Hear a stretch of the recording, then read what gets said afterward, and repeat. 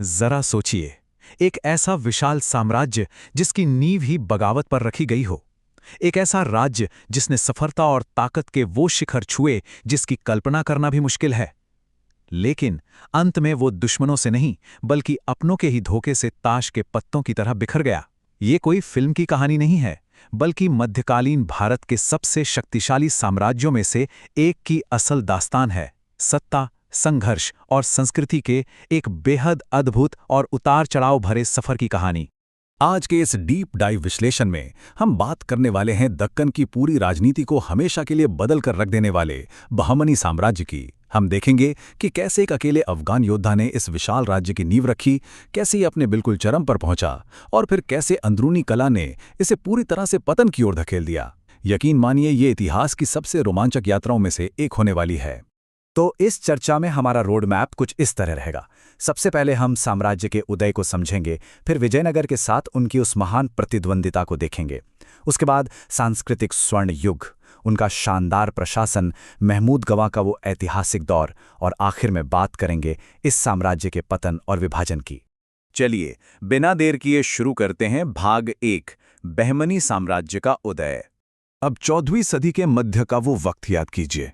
उत्तर भारत में मोहम्मद बिन तुगलक की पकड़ लगातार ढीली पड़ रही थी और दक्कन में सत्ता का एक बहुत बड़ा खालीपन यानी पावर वैक्यूम बन गया था।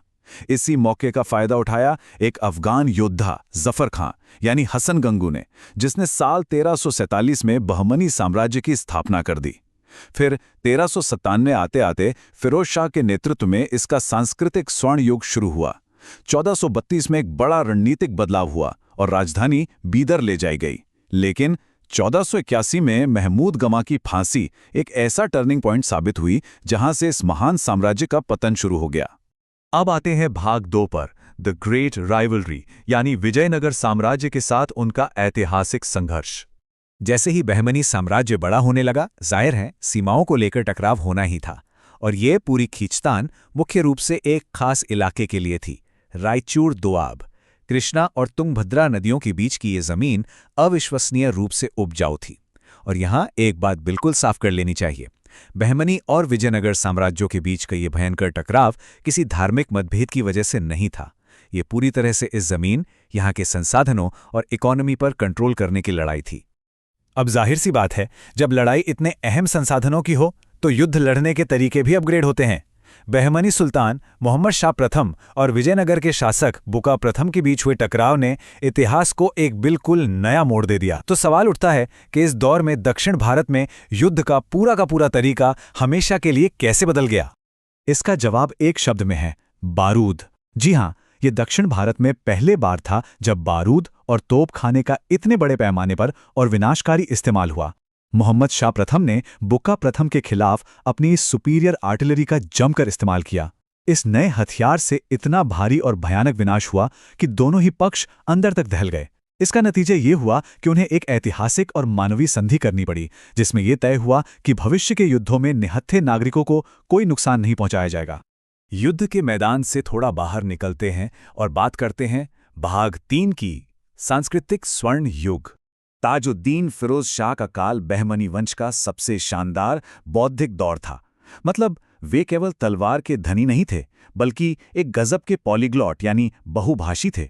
फारसी और अरबी तो ठीक है, लेकिन उन्हें तेलुगु, कन्नड़ और मराठी जैसी स्थानीय भाषाओं पर भी गजब की पकड़ थी। उन्होंने दौलताबाद के पास एक शानदार खगोलीय वेधशाला बनवाई, दुनिया भर के विद्वानों को बुलावा भेजा, पश्चिमी तट के चौल और दाभोल बंदरगाहों के जरिए इंटरनेशनल ट्रेड को बढ़ावा दिया, और तो और भीमा नदी के किनारे फिरोजाबाद नाम का एक बेहद खूबसूरत शहर भी बसाया। ये वाकई एक गोल्डन एरा था। चलिए अब भाग 4 की तरफ मुड़ते हैं, साम्राज्य का प्रशासन और शासन। आखिर इतने बड़े और तेजी से फैलते साम्राज्य को चलाया कैसे जाता था? इसके लिए एक बहुत ही सॉलिड और व्यवस्थित नौकरशाही तैयार की गई थी। पिरामिड में सबसे ऊपर था सुल्तान, जिसके पास असीमित अधिकार थे। उसके ठीक नीचे वकील सल्तनत यानी राज्य का डिप्टी रूलर होता था। फिर आता था वजीर कुल, जो सभी कामों की सुपरविजन करता था। फाइनेंस का पूरा कंट्रोल अमीर जुमला के पास था और शहरों की पुलिस व्यवस्था कोतवाल के जिम्मे थी। सब कुछ बिल्कुल टॉप डाउन और ऑर्गेनाइज्ड। और इस विशाल प्रशासन को जमीनी स्तर पर कंट्रोल करने के लिए एक मास्टर स्ट्रोक चला गया, बिल्कुल आज के मॉडर्न फेडरल सिस्टम की तरह, जहां केंद्र और राज्य मिलकर काम करते हैं। बहमनी प्रशासन ने पूरे साम्राज्य को 8 अलग-अलग प्रांतों में बांट दिया था। इन प्रांतों को तरफ कहा जाता था। इससे एडमिनिस्ट्रेशन बहुत ही स्मूथ और एफिशिएंट हो गया। और इसी शानदार प्रशासन से जुड़े है हमारे भाग 5 की कहानी, महमूद गवां का शानदार युग। महमूद गवां, ये नाम बहमन इतिहास में किसी हीरो से कम नहीं है। जन्म से एक ईरानी और पेशे से महज एक व्यापारी, लेकिन अपनी असाधारण काबिलियत के दम पर यह शख्स साम्राज्य का सबसे महान प्रधानमंत्री बन गया। गवां की मिलिट्री और एडमिनिस्ट्रेटिव समझ ने साम्राज्य को उसके ऐतिहासिक पीक पर पहुंचा दिया। उन्होंने गोवा और दाभोल जैसे बेहद अहम बंदरगाहों को जीतकर ईरान इराक के साथ व्यापार बढ़ाया।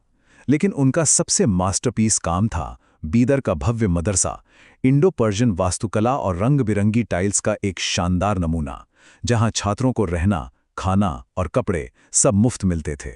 लेकिन कहते हैं ना, जहां अपार सत्ता होती है वहां राजनीति और ईर्ष्या भी अपनी जगह बना ही लेती है। दरबार में एक बेहद खतरनाक गुटबाजी शुरू हो गई। एक तरफ थे दक्कनी, जो पूरी तरह से स्थानीय थे, और दूसरी तरफ थे अफाकी, यानी वो विदेशी कुलीन जो बाहर से आकर बसे थे। महमूद गवां खुद एक अफाकी थे और उनकी बढ़ती ताकत से दक्कनी गुट अंदर ही अंदर सुलगने लगा था। और यही दरबार की गॉसिप और ईर्ष्या एक दिन एक बहुत बड़ी त्रासदी में बदल गई। जिस इंसान ने अपना पूरा जीवन इस साम्राज्य को सींचने में लगा दिया, उसी के खिलाफ एक छोटा और गंदा षड्यंत्र रचा गया।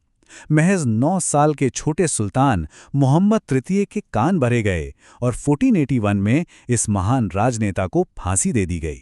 ये एक ऐसा फैसला था जिसने साम्राज्य की जड़ों को ही काट दिया।